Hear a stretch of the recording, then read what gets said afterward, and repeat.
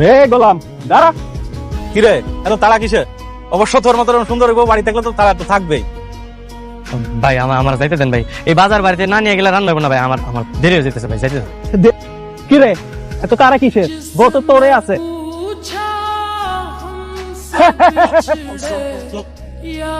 ভাই একদিনের জন্য ওর বউটাকে আপনি কিনে নেন।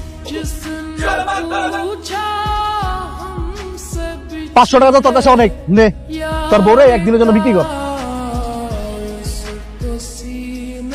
কিরে তোর বউ ফোন করছে নাকি? দে তোর বউর সাথে একটু পেমেন্ট আলাপ করি। ভাই ভাই ভাই ভাই আপনি আমার যা মন চাই কোন, কিন্তু ফোনটা ধরেন না ভাই, ফোনটা রিসিভ করে না। Hello darling. আমি আসলাম শেখ, দুবাই থেকে বলছি।